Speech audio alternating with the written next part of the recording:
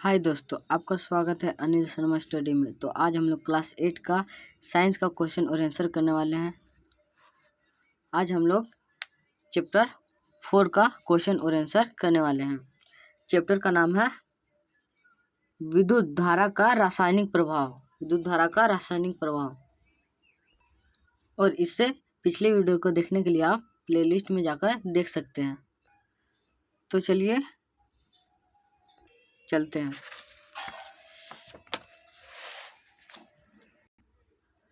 हम लोग अभ्यास से शुरू करेंगे। पहला नंबर में है, नीचे दिए गए सही विकल्प के आगे सही का निशान लगाइए। पहला नंबर का प्रश्न है, विद्युत धारा उत्पन्न करता है। पहला नंबर में ऑप्शन है केवल ऊष्मीय प्रभाव। दूसरा नंबर का ऑप्शन है केवल रासायनिक प्रभाव। तीसरा नंबर का ऑप्शन है केवल चुंबकीय प्रभाव। और चौथा नंबर का ऑप्शन है ऊष्मीय, चुंबकीय एवं रासायनिक प्रभाव। तो इसका हो जाएगा घ। विद्युत धारा उत्पन्न करता है ऊष्मीय, चुंबकीय एवं रासायनिक प्रभाव। दूसरा नंबर का क्वेश्चन है, निम्नलिखित में कौन सा घोल विद्युत का कुचालक है। पहला नंबर का ऑप्शन है नींबू का रस। दूसरा में नल का पानी। तीसरा में सिरका। और चौथा में आसुत जल।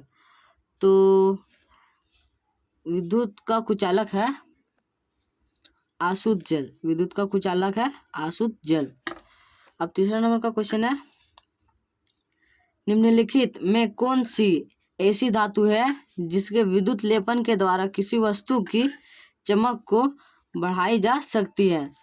तो इसमें ऑप्शन है लोहा, क्रोमियम, तांबा, एल्युमिनियम। तो इसका हो जाएगा ख नंबर, क्रोमियम। क्रोमियम के द्वारा किसी वस्तु पर विद्युत का लेपन किया जाता है। अब दूसरा नंबर में है, खाली स्थानों को भरिए। खाली स्थानों को भरिए। तो पहला में है, विद्युत चालन करने वाले अधिकांश द्रव्य डैश डैश तथा डैश के विलय होते हैं। तो इसमें हो जाएगा विद्युत चालन करने वाले अधिकांश द्रव्य अम्ल, क्षारक, लवण के विलय होते हैं। अब दूसरा नंबर में है, किसी विलय से विद्युत धारा प्रवाहित होने पर डैश प्रभाव उत्पन्न होता है। तो किसी विलय से विद्युत धारा प्रवाहित होने पर रासायनिक प्रभाव उत्पन्न होती है। रासायनिक प्रभाव उत्पन्न होती है। दूसरा नंबर का था। अब तीसरा नंबर में है, एलईडी डैश विद्युत धारा प्रवाहित होने पर भी दीप्त होता है। यहाँ पे विद्युत का जगह विद्युतु दे दिया है। बुक में थोड़ा मिस्टेक हो गया है। तो यहाँ पे खाली स्थान में हो जाएगा कम। एलईडी कम विद्युत धारा प्रवाहित होने पर भी दीप्त होता है।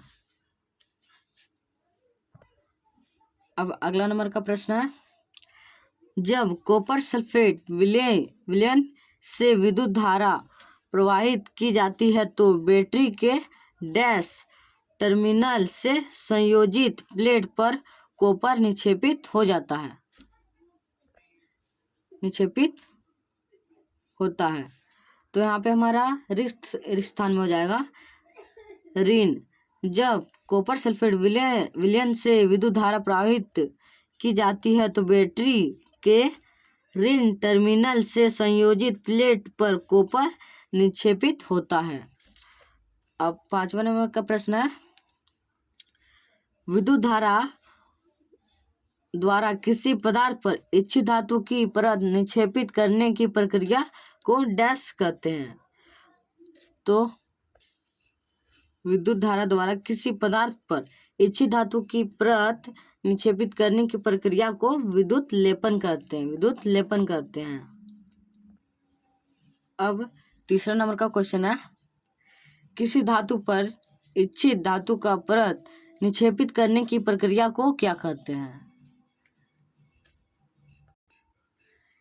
तीसरा नंबर का आंसर है विद्युत लेपन। किसी वस्तु पर इच्छित धातु की परत निक्षेपित करने की प्रक्रिया को क्या कहते हैं?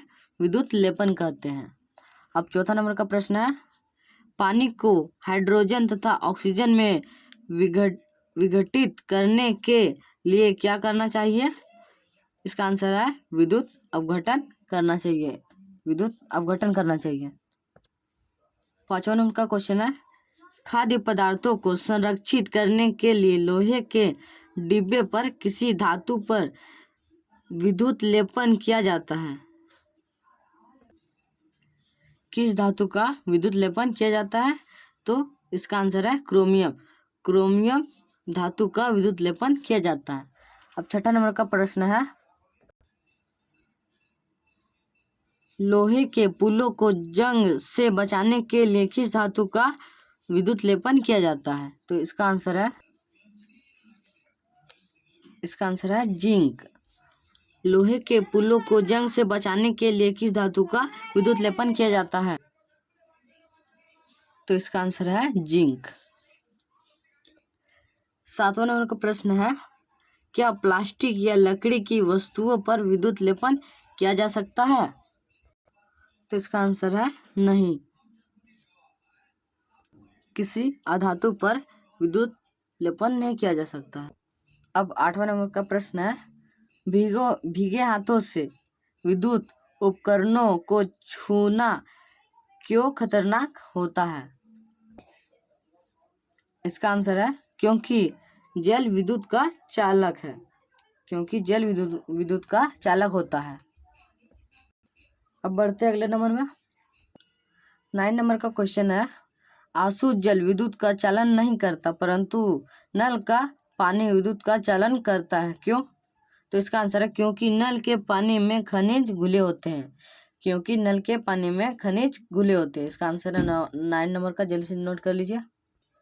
अब 10 नंबर का क्वेश्चन है, नई साइकिल का हैंडल एवं पहिए का रिम चमकता है, अगर दुर्घटनावश इनमें खरोच आ जाए तो क्या होगा? तो इसका आंसर है मुख्य धातु की परत दिखने लगती है। इसका मतलब है जो साइकिल का हैंडल या रिम होता है और उसके बाहर वाले भाग में खरोंच लग जाता है, इसके कारण अंदर वाले भाग दिखने लगते हैं, जो भाग लोहे का बना होता है। 10 नंबर का आंसर जल्दी से नोट कर लीजिए। अब बढ़ते अगले नंबर में। 11 नंबर का क्वेश्चन है, आग लगने पर फायरमैन पानी का उपयोग करने से पूर्व उस क्षेत्र के मुख्य विद्युत आपूर्ति बंद कर देते हैं। ऐसे क्यों करते हैं? इसकी व्याख्या कीजिए। तो इसका आंसर है क्योंकि पानी विद्युत का सुचालक है। आग बुझाने में पानी का प्रयोग करते समय विद्युत संबंधित दुर्घटना हो सकती है। 12 नंबर का क्वेश्चन है, विद्युत धारा का रासायनिक प्रभाव से क्या समझते हैं? उदाहरण के साथ व्याख्या करें। तो इसका आंसर है जब किसी अम्लीय जल में विद्युत धारा प्रवाहित की जाती है तो अम्लीय जल में रासायनिक परिवर्तन होता है। इसे विद्युत धारा का परिवर्तन प्रभाव कहते हैं। रासायनिक प्रभाव के उदाहरण निम्न है। 2 बेकार पड़ी सेलों से कार्बन की छड़ निकालिए। इन पर तांबे का तार लपेटकर उन्हें बैटरी तथा स्विच से संयोजित कीजिए। कांच के बीकर में लगभग 250 मिलीलीटर जल लीजिए। इस जल में कुछ बूंद तनु गंधकाम्ल मिला दीजिए ताकि जल अधिक चालक हो जाए। कार्बन के छड़ों को अम्लीय जल में इस प्रकार डुबाइए कि धातु की टोपी अम्लीय जल से बाहर रहे। स्विच को बंद कर परिपथ में विद्युत का प्रवाहित कीजिए। 4 से 5 मिनटों के बाद कार्बन के छड़ों का सावधानी से अवलोकन कीजिए। जब आप अवलोकन करेंगे तो आप उसमें पाएंगे कि कुछ रासायनिक प्रभाव हुआ है उसमें। 13 नंबर का क्वेश्चन है, साइकिल के हैंडल, पहिए के रिम आदि पर क्रोमियम का विद्युत लेपन किया जाता है, इन्हें क्रोमियम का ही क्यों नहीं बनाया जाता? तो इसका आंसर है, साइकिल के हैंडल, पहिए के रिम पर क्रोमियम से विद्युत लेपन करते हैं क्योंकि देखने में चमकदार होता है तथा जंगरोधी का भी कार्य करता है, तथा क्रोमियम बहुत महंगा होता है, उससे कोई चीज नहीं बनाया जा सकता है। 14 नंबर का क्वेश्चन है, जब किसी संपरीक्षित्र यानी टेस्टर के स्वतंत्र सिरों को किसी विलयन में डुबाते हैं तो चुंबकीय सुई विक्षेपित होती है, क्या आप इसके कारण की व्याख्या कर सकते हैं? तो इसका आंसर है, जब किसी संपरीक्षित्र के स्वतंत्र सिरों को किसी विलयन में डुबाते हैं तो चुंबकीय सुई विक्षेपित करता है क्योंकि संपरीक्षित का स्वतंत्र सिरा विद्युत के प्रभाव का माध्यम बनता है तथा विलयन में डुबाने पर उस विद्युत धारा का परिपथ पूर्ण हो जाता है, इसलिए चुंबकीय सुई धारा के कारण विक्षेपित होती है। तो 14 नंबर का आंसर जल्दी से नोट कर लीजिए। 15 नंबर का क्वेश्चन है, विद्युत लेपन क्या है? इस प्रक्रिया में अम्लीय जल का उपयोग क्यों किया जाता है? तो इसका आंसर है, विद्युत धारा की मदद से किसी धातु के ऊपर दूसरे धातु की परत को चढ़ाना ही विद्युत लेपन कहलाता है। इस प्रक्रिया में अम्लीय जल का प्रयोग करते हैं क्योंकि धनावेशित धातु के कारण ऋण आवेशित के ऊपर चढ़ाने के लिए एक सफल माध्यम है जो कि धनावेशित कण को धनावेशित ही बने रहने में सहायता करता है। तो 15 नंबर का आंसर है, जल्दी से नोट कर लीजिए। हम लोगों ने 1 से 15 नंबर तक का क्वेश्चन और आंसर कर लिया, और इससे पिछले वीडियो को देखने के लिए आप प्लेलिस्ट में जाकर देख सकते। अब हम लोग मिलते हैं अगले वीडियो में।